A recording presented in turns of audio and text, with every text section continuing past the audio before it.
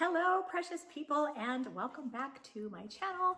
For those of you who don't know me, my name is Jen Gerard. I'm the president and CEO of Gerard Cosmetics, and this channel is monetized for charity, which means by watching the videos, watching the ads, sharing the videos, leaving a little like or a little comment, you are supporting two fabulous charities in my area. The first is the domestic violence program at the Child and Family Center, and the other is Rescues on the Runway, which is an amazing dog rescue. So you guys have asked for more cooking videos, and I just got home from church. I'm starving, so I'm going to make myself some steak, and I thought I would just show you guys because I have a little trick that just makes the steak so tasty and so tender.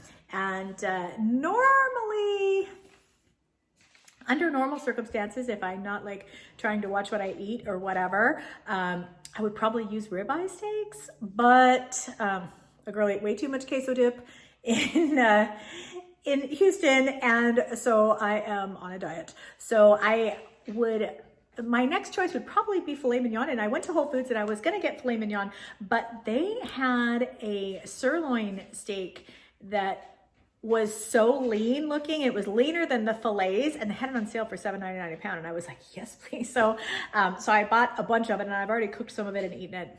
And then I just took this out of the freezer. So in order to make this recipe, you're gonna need two things. Number one is virgin coconut oil. I like this organic one. It's from Green Pasture, but the only place you can get it is Green Pasture, and it is a little bit on the pricey side. This is a gallon jug. There is a smaller one. It's like $20 or $25. And this one's like 50 bucks, but it lasts like pretty much forever. But you're gonna need this. You're gonna need some Montreal steak seasoning, and we're just gonna pan fry it. So something to spray the pan with so that you don't get your pan all dirty. And I'm just gonna chop up this steak, and we will jump right in here in just a second. I'll be right back. There's my little chef's assistant. He is here to help. You gonna help Gran? You gonna help cook or just help eat? Very interesting tea. Okay.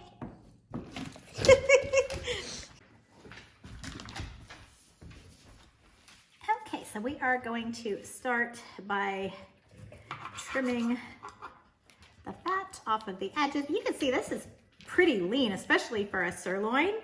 And what I like to do, because this will make like probably, this one steak will probably make 4 or 5 meals for me, if I don't share with you. But I like to start by just trimming and slicing the steak up into pieces that are maybe, I don't know, half inch thick at the most. Boy, he knows there's steak here. He is hovering around like a helicopter dog. He's over there sniffing and snorting. Yeah, I just couldn't resist these steaks. And you know, whenever, like, what I do is like, I'll go to, you know, grocery store, or I really do like the meats from Whole Foods because you can get organic, and this is organic.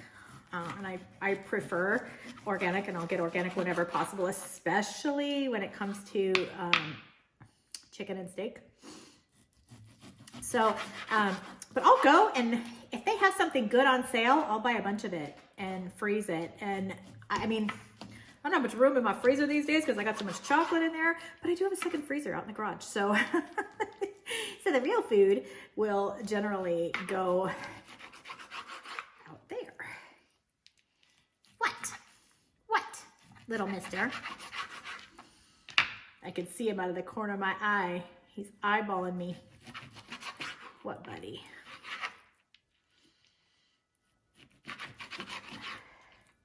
Okay, so we're just gonna check this over to see if there's any like big chunks of gristle or fat that we can get rid of. And it actually looks pretty good. Okay, so now we are going to go ahead and put it into the pan. Okay, it's a little cold here for California, and my coconut oil has hardened quite a bit. So this I'm just melting it real fast in the pan before I add the steak. I promise you, like if you barbecue steak or whatever, you're gonna wanna try it this way. It is so good. And the better coconut oil you use, of course, the better it will taste and the more tender it will be. So that is pretty much melted. We are ready to add the meat. Okay, I managed to get most of the meat in there. There is just a little bit left that we'll put in as this shrinks. And now I have got the Montreal steak seasoning.